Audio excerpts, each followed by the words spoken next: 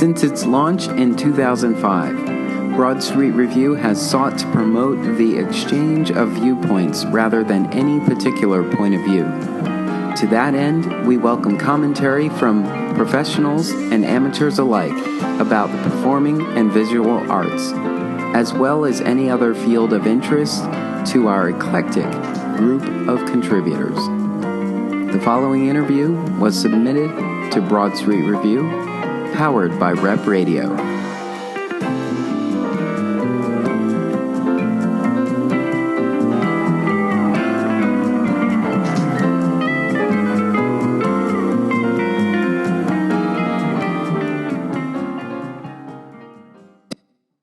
And it's raining outside. It is a gloomy, cloudy day in Philadelphia. I'm here in Rittenhouse at Plays and Players Theater.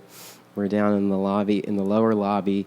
I'm here with cast members of 1812 Productions production of This Is the Week That Is, the election special. And I will have them introduce themselves. I'm Sean Close. I'm Nia Benjamin. And welcome. I think this is the first time I've ever sat down and chatted with either one of you. So just a little bit of housekeeping. Are you registered to vote? Absolutely. Affirmative.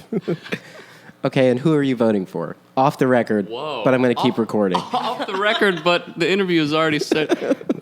Hillary. No, you don't. Donald Duck. Donald Duck. Yeah. You didn't actually have to say, but I wanted but to because I'm voting for Hillary. I was going to say, does anyone ask you that because you're in this production that is steeped in politics, so it's got to be a conversation. They want to know where your position is, and I guess if you are familiar with the theater community, the theater artists tend to be Very liberal. very liberal, very liberal. Then yeah. No one from our audiences has asked me yet. And no one in my life has asked me. I think because it's a foregone conclusion, and maybe I just surround myself with like-minded people, but no one has had to ask. What about you, Nia? I mean, we talk a lot about echo chambers, and I just realized how deeply steeped I was in this very liberal arts world echo chamber. And so it's, we had that conversation all the time working on the show of what if we have someone who's not part of that echo chamber, and being fair to both sides. So it's a tricky thing, but yeah, I'm definitely voting for Hillary. So, as rehearsals began, what was going on what was the political climate as rehearsals started? Messy. Or what sort of crazy, topical thing was going on at the first rehearsal? It's so hard to keep track because day to day there's a new sensational thing, a flub or whatever. Yeah. But I guess we first had a dinner where we were just brainstorming, and that was early August, and that was right after both conventions, so that was what had just happened, and closest to the Democratic National Convention, and then Trump's had a really rocky, crazy August, so that was kind of what was going on. Yeah. But when we got into rehearsals, the race, in the polls, had seemed to tighten. It was less sloppy town for Mr. Trump. I don't really recall what exactly was happening right when we started. Big moments, yeah.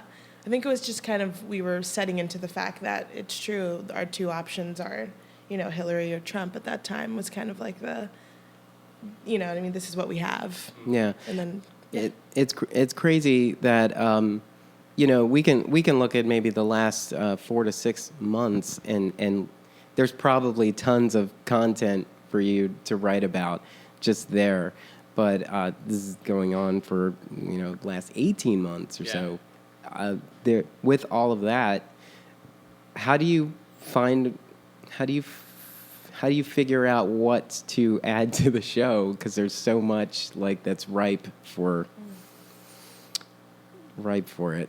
Yeah, well, the first act is our like sketch comedy thing, where the second act is news that can change day to day. There's some stuff that we call evergreen that never goes, never dies. That is always fresh. That's what that means. But in act one, we need to find things that are like straddle the line of like cutting satire, saying what we want to say, keying into like the truths of both candidates without having it be dependent on like the day-to-day minutia, although we'll be kind of grabbing from the memorable things, clearly bringing up Hillary in emails, clearly bringing up a countless Trump flubs. I like flubs. You do, yeah. Yeah, Trump flubs. Trump flubs. It feels good to say. I mean, there's clearly a comparison of professionalism versus I'm just going to wing it and see what happens, which for whatever reason, it appears that there is a sense of forgiveness for that this year that we would have never accepted before. Like, you can think about you can think of the key political figures in the last 8 years or so and point to a key flub where they just a slip in something that they said, in transport somewhere. But, we're sitting here this morning at like 4:30 in the morning, there were tweets going on that was just like, are you kidding? Our potential presidential nominee is up this morning tweeting about. Were you up with him? Were you up at 4:30? I was not, but unfortunately, I'm a little bit of a news junkie, so I do.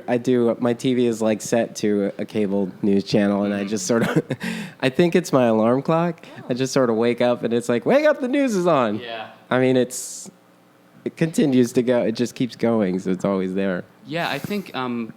We're when was the debate? The debate was Monday night, and it is Friday.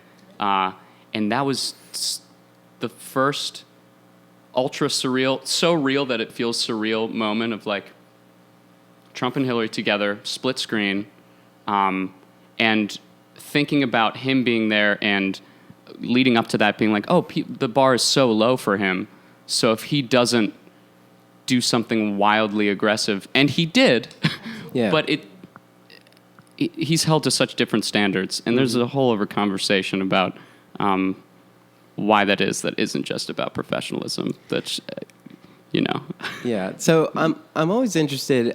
We've done this interview for many years, and I'm always happy to do this interview. But I don't think I've ever asked before, like, how are you in any way required to abstain from this conversation on social media, so to speak? Because I know every day we've got some of our very notable theater artists posting like, please do not vote, or please go out and vote, or very, very like specific about what their positions are.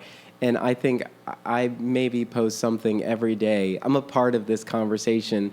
Are you required to abstain from it, or are you part of it in any way? How do you like abstain from it because we're in the show? Involved. If that's been a conversation, I definitely have not been doing that. I don't know. I think that, like, especially in the terms of who we have running and their presence on social media, that's become a thing that I don't think it really has been so profitable before for them.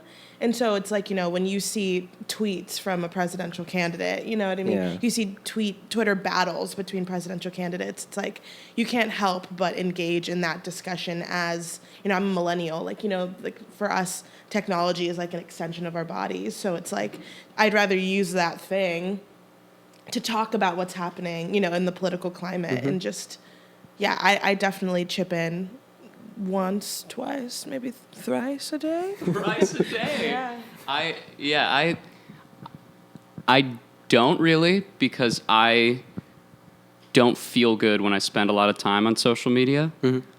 So I have what I believe, and I like to discuss with people live, because I find that enriching in ways.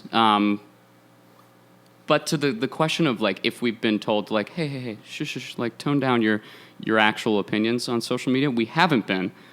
It hasn't been an issue. But the time where we are needed to be at least a bit diplomatic and not show our hands and not be bleeding heart liberals or what have you is when we're on stage or when we're making this show, which is not about me personally. You know, it's about us keying into what's going on for everybody, no matter what people are believing, because this election is so overwhelming and it's everything. It's all pop culture. All pop culture feels like it's the election, and it's a bit exhausting. But that we're working to not be like, this is my voice as Sean. I'm on stage. What do you think about that? You know? Yeah. And this one's just exceptionally volatile because everybody in some way feels robbed or feels like there's a strong potential to be robbed because of how everything is carrying on. And I think that makes it so tough for everyone to even process what's going on. But so with that thought in mind, how do we laugh at all of this? Good question.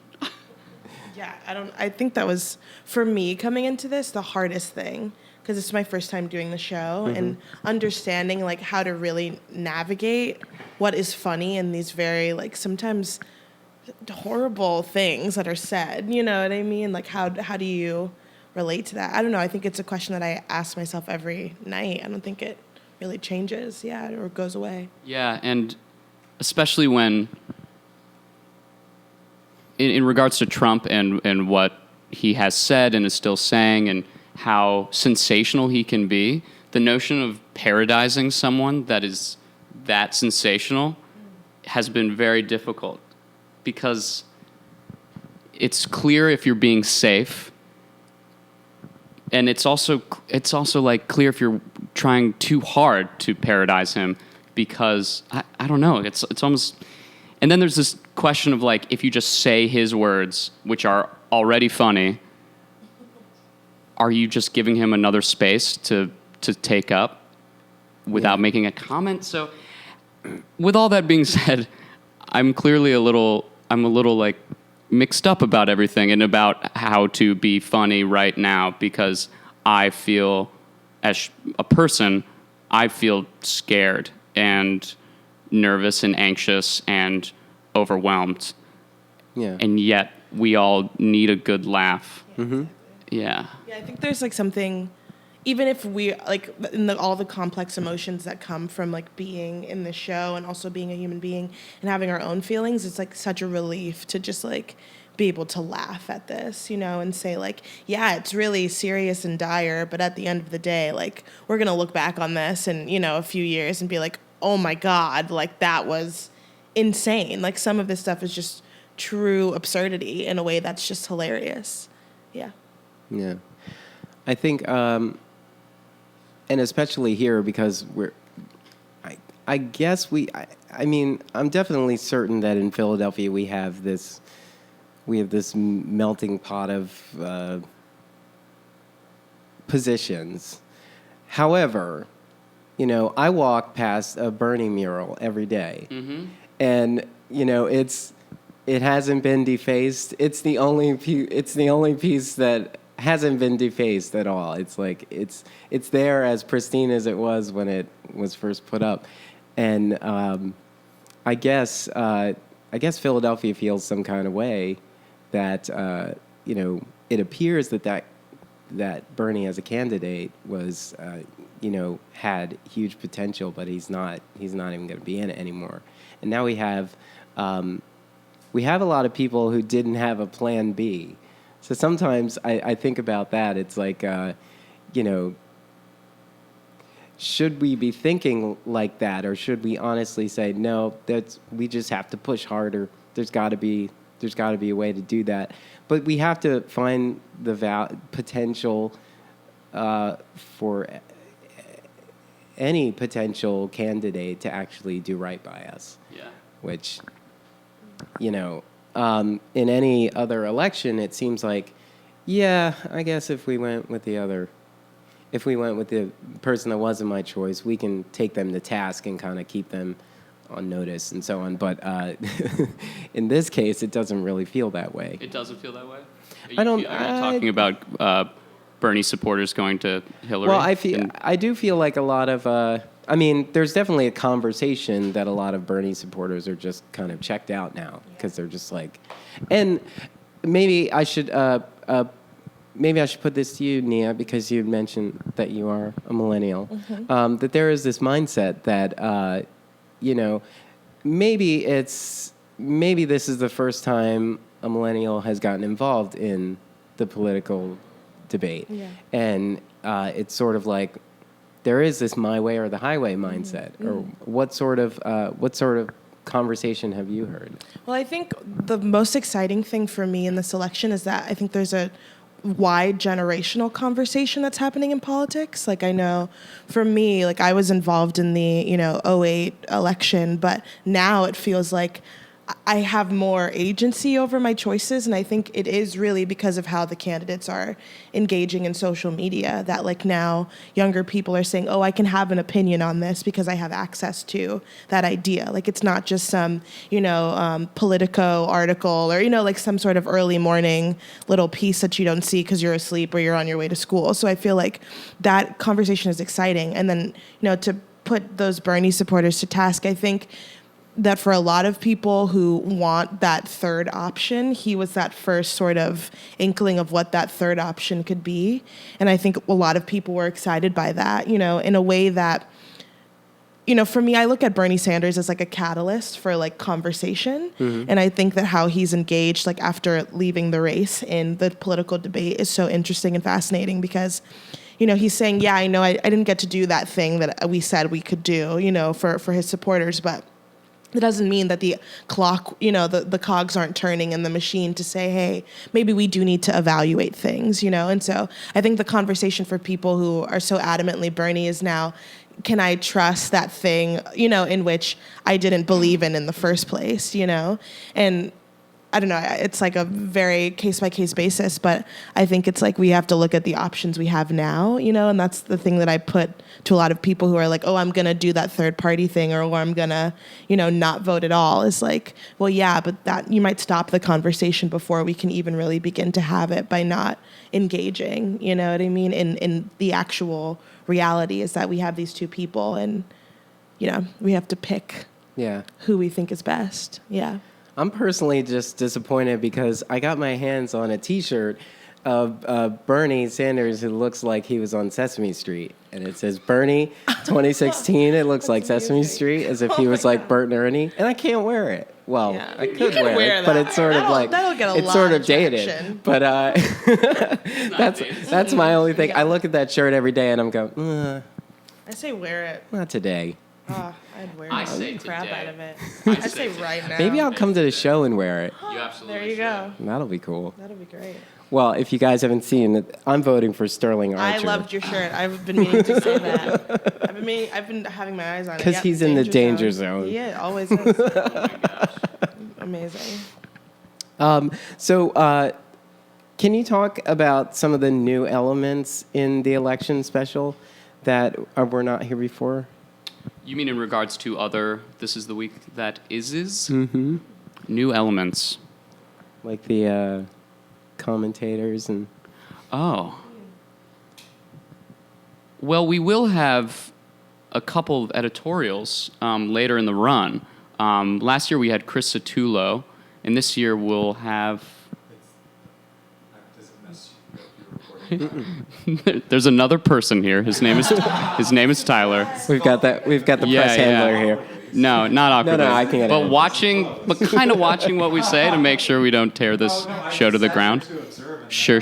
Now I'm like too close, and I should have been over. I've been reading too much. Yeah. Chris Satullo from formerly Take it. Tyler Melchior. You're on now.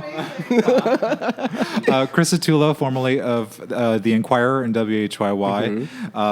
Malcolm Kenyatta from Chamber of Commerce, who is also the grandson of civil rights leader Muhammad Kenyatta, and everyone's favorite Philadelphian, R. Eric Thomas, playwright, commentator for L.com.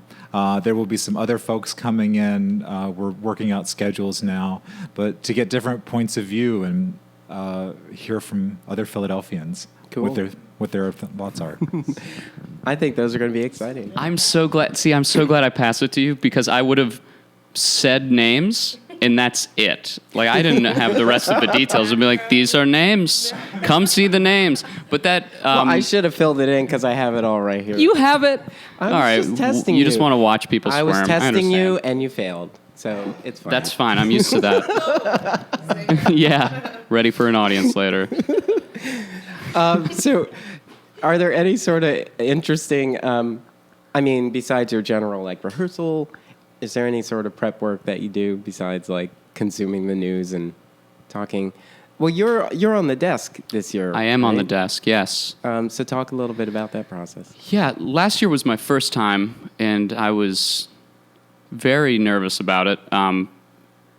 But I love it, and I really fell in love with doing it last year, and I'm so glad they asked me to do it again. And we had our first audience for this show last night, and I was just like, it felt so nice, and it's I love that it's just me in the audience and these jokes, and I can respond and they can respond, and we can kind of pull these ideas apart and together and have fun with each other, and I really love that. I really love the lack of fourth wall. And in preparation, I mean, I've been a fan of many iterations of SNL's Weekend Update through the 90s and the 2000s and the current Colin Jost and Michael Che. Love them. I also, always have loved The Daily Show, Jon Stewart, and now Trevor Noah. So that's always been going in, and I think I've been watching John Oliver just because that show is fantastic. It should be on every day of the week. I know, but then it wouldn't be I as know. sharp Same thing and with juicy. Samantha Bee. Like, She's it's awesome. like I need more of you, but this is enough. Yeah. I'm so full right now Right. because this is all I can get. Yeah, maybe Yeah. too much of a good thing if it was every Yeah. day. But yeah, so I've watched some of that and just kind of let their voices by osmosis go into my head, but also some of it is just trusting that I know how to land jokes and be with an audience and also let in the reality of what certain things mean that have certain spins for what it means for our country and what it means for people. You can walk away at night and send a tweet to Comedy Central. Just saying. Just saying. You need to fill that 11:30 slot. Sure. Because they respond to tweets. That reminded me of this real fast. I won't distract for too long, but I waited on Harrison Ford when I was working at a restaurant, and my parents were like, why didn't you give him a business card? I was like, give Harrison Ford a business card? What is he gonna do with it? What? He would have hated that. And it's like, that's not how things work. But also, maybe it is. Well, I think there's always some sort of ask when someone influential is in front of you. Yeah. At my day job, there was a sort of secret fundraiser for HRC, and the husband was there. Who? And I'm just kidding. The husband, Mr. Clinton. He was upstairs, like in this room I walk into and complain about tech about all the time. And I walked in there, and our CEO said something along the lines of, I think I have a new best friend. And I said, did you ask him for a blank check? And he called me an asshole. And I said, well, when you're around people with deep pockets, you've got to ask.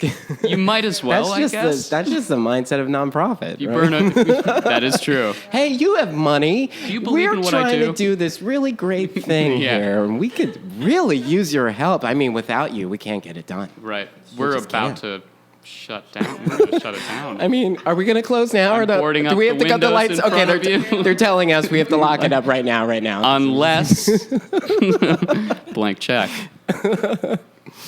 So take us in the room. Tell us.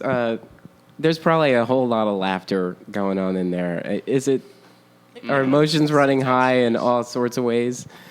This year, the room has been, of course, laughter, and of course, like making each other laugh really, really hard, and that's when like that's good. We should have that in the show. That's the stuff that when we make each other laugh really hard. I don't know.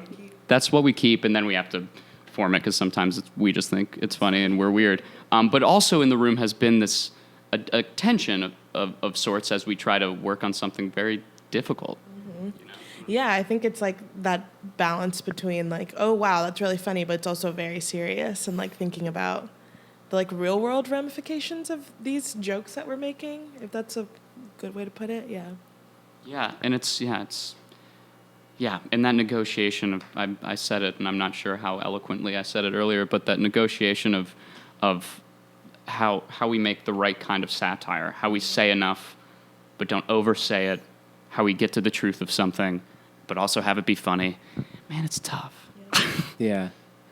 And looking at the time frame, because we're walking into previews right now, and we've got from now till November 7th.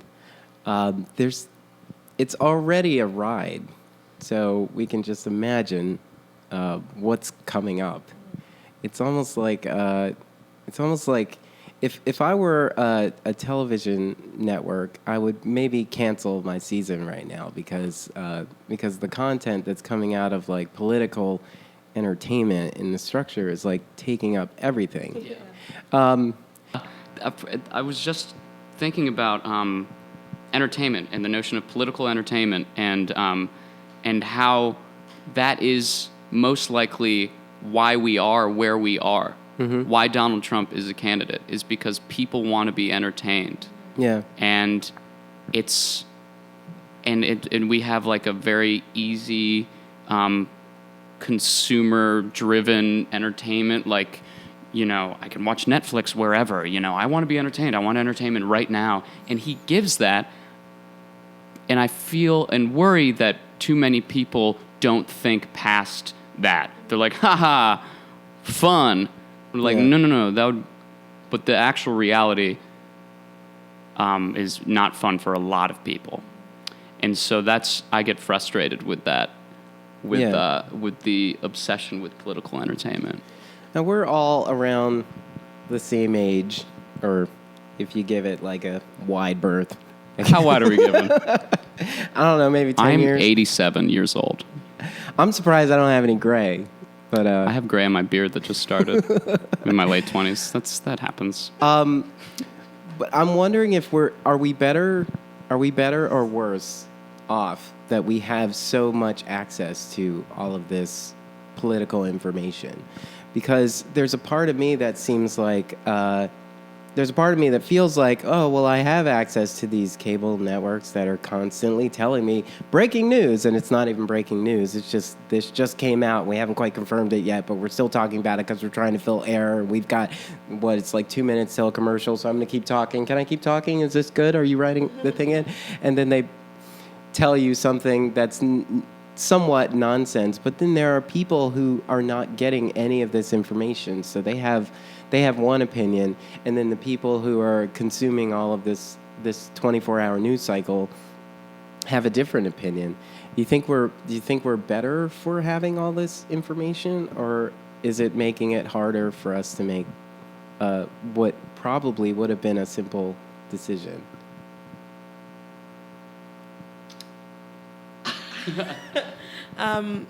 Yeah.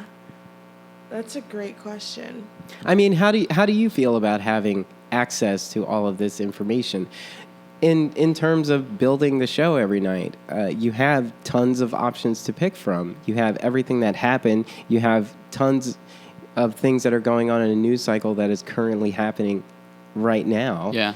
So how do you process it all? You think it'd be better if we just if there was just one nightly news show on like maybe 3 channels that told us everything that that everybody should know, or getting all these tidbits are actually valuable? Yeah, I think it's that investigation of like, we have the internet and that's amazing, and the speed of information sharing and receiving and disseminating is amazing, but there's such a crazy surplus that there's so much noise that there's this illusory nature of truth now, where it's like, you know, even the stuff that I go to, where I'm like, okay, I look at the news things that I look at. I don't look at, you know, and those are, maybe they're partisan, you know, and then someone who has different political views than me would look at their things, and maybe we're seeing totally different stories, and that colors like what our truths are. So I think it's a very, I don't know if I can say good or bad. I'm happy we have the internet, and I'm happy we have the amount of information that we can have. But I think it does amplify things that have entertainment value. Like at the end of the debate on Monday, CNN, all these people at a panel wanted to only talk about the birtherism stuff. And I was like, I'm so frustrated with that. Mm-hmm. Because by talking about that right after the debate, that's legitimizing it as the most important thing. Yeah. And they're doing that because they know people will watch it. They're not doing that because it's the most important thing. They're not talking about policy or what would actually happen to people in either person's presidencies. Anyway, I'm talking a lot. Yeah, no one ever brings up that you're giving us way too much credit, that we would have said, that kid over in Kenya, go get him. Because in 40-some years, we're going to make him president, and he's going to change this whole country's landscape. Let's start now, okay? We're playing a long game here, okay? It's going to be a long game. Like, none of that makes any sense, but for whatever reason, everyone is still like, yeah, it's very plausible. I mean, it could be. I don't know. I think, like, the converse side of that, though, is that for so long in this country, we had very few people controlling the media, mm-hmm. and those very few people controlled who they hired and what was said and what was reported on. So what's exciting to me about this sort of surplus is that we have multiple perspectives. You know what I mean? That you can hear from people who completely disagree with your views. You can hear from people who completely agree with your views. You can hear from people who don't care at all. You know what I mean? And that, I think it's just how you use the information. There's a surplus of it, but we have the resources to find relative truth, because you never really know. Like, there's bias to everything, but we have the resources to find what works for us, you mm-hmm. know? But then the also problem is we have websites like, you know, that anyone now is an authority, you know, that you mm-hmm. can post a well-written article, and if it gets enough traction, suddenly it's the truth, you know? And whether or not that's good or bad is, you know, up case-by-case basis, but it's just, you know, the nature of the internet. You're absolutely right. I mean, you can just create a blog that maybe has a podcast attached to it and say whatever you want, and apparently all that stuff is valid now. It's ridiculous. What could you be speaking about? Well, I'm definitely aware of that too. So I make a point of speaking in generalities and try not to speak out loud unless I've done the homework. Yeah, okay. That's best for everyone, though. Yes, definitely. So we have to tread lightly, because now we have potentially the world's ear where we didn't have it before. Yeah. What do you hope an audience will take away from this production? I ask this every year. But. I think last night I was really pleasantly surprised to hear someone in our talkback. We have talkbacks after every preview. Someone in our talkback said, this was captured exactly what it feels like to be in the right now. Mm-hmm. And I was like, that is what I want. And that's what Jen Childs has said last year, is that this show is about capturing what it feels like to be alive right now. Mm-hmm. So the fact that someone said that unprovoked means I think we're doing our job, and I want that, and I want to laugh, and I want to dig at the truth in the way that comedians can, and just have a little catharsis right now. Yeah. Because there's a lot of pressure. Yeah, I think that's the catharsis part is the most exciting thing for me. It's just to be able to laugh at what hurts, you know what I mean? And let that go in a space and then go back into the real world. And hopefully, if you don't have clarity, it's just a little bit of release, you know what I mean? I just listened to like 3 songs from Hamilton on repeat. And I can't look around, how lucky. Captivating lyrics. Because I'm tied to every social channel. I was on LinkedIn the other day, and there was a hashtag that you had to fill in the before moment. And the hashtag was, if I were president. So I wanted to put that to you. Finish this. If I were president.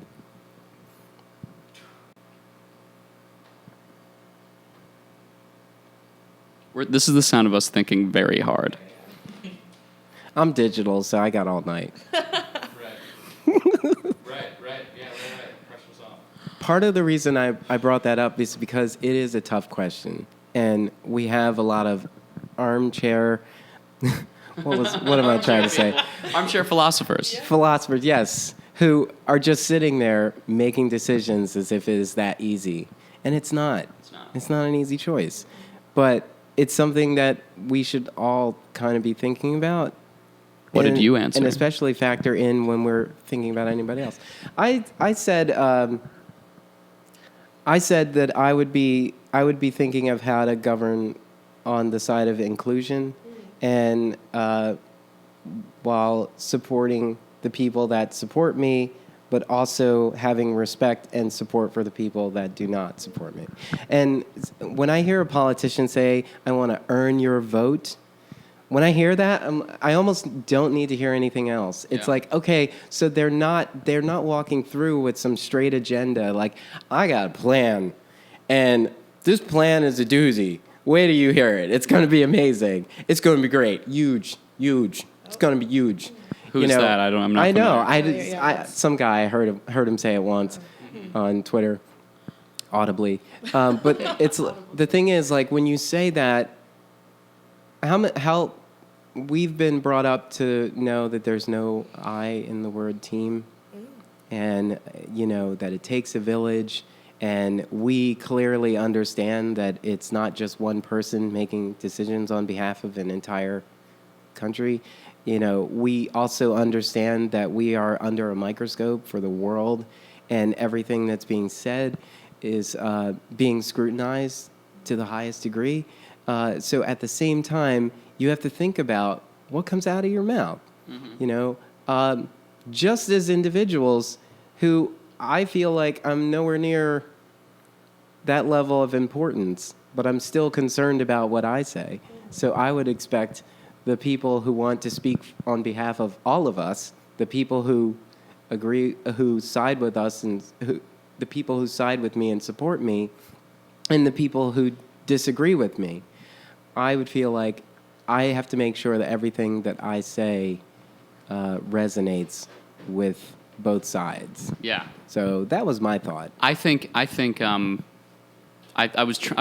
the gear. When you asked that question, my gears were turning towards something that related to inclusivity, because I was just thinking about how far apart I feel from someone with different political views than me, and how frustrating that is to me that people feel so far apart. And like how you say that we all think that we're under a microscope, or not, you didn't say we all, but you said we think that we're under a microscope for the rest of the world. Some people think that. I think that.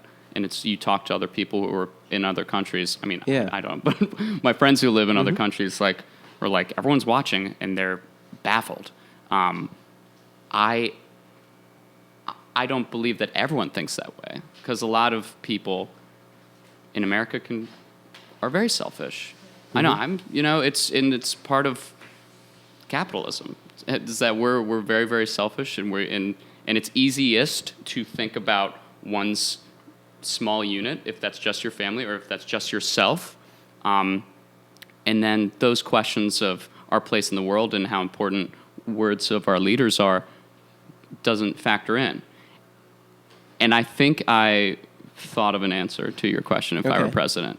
And this is just going to show my cards a little bit, but it's a political question. I would have. This is you on the record. This is me on the record, and you could Because all the media channels follow me. all the different media channels. Listen up. Sean wants a robust safety net for people. I would want to, much like Scandinavian countries have, where they care about people who were born into disadvantage, who do not have the same privilege, and that I would make a point of having that be at the heart of the nation, of caring for people who don't have the ability to have the same things that people at the top have. I think if I were president, and I know this is a popular thought, but I would just reevaluate the laws, the Constitution that we have, because the people who wrote those laws aren't the people who are the majority of people who are living in this country at this time, and to think that, like I saw someone posted something someplace that said, people of color and women weren't around when the Constitution was drafted, and maybe we should reevaluate why that is and how those ramifications are pouring down onto the populace of people who are in this country. And the dynamics of our country are changing every day in a way that's going away from those, and this is showing my cards, but, what I think these laws were put in place to support a certain kind of people, you know what I mean? And so I think we have to just look at that and say, hey, maybe we should adjust things. And that's going to be a painful process and not an easy process, but I think necessary if we want to move towards progress. And I agree that the people who are disadvantaged, that populace, no, you're fine. It's okay, it happens. That populace is growing more and more, and I think we need to think about how we can support those people and not the people who are at the top. Yeah. Yeah. Personally, I can't imagine a country without taco trucks. So, I wouldn't survive with that. just a whole lot of I diversity. don't buy We a just lot of can't tacos from trucks, do but without. definitely from places that don't have wheels. Yeah, non-truck taco establishments.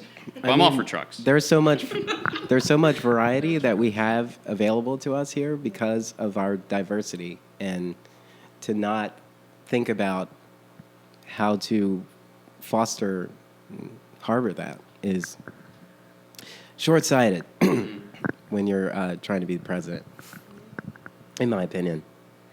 The production this is the week that is the election special. It's running now. You can get your tickets now and go to 1812productions.org. It's running through November 7th. And it is a not miss.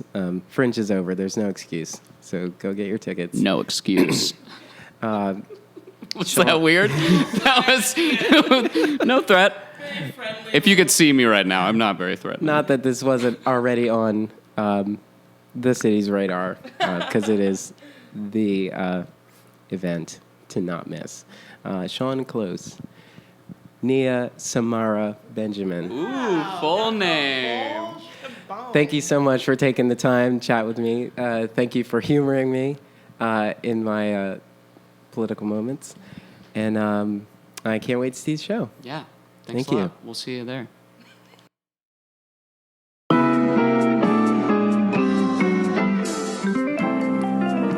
Want to get involved with Broad Street Review?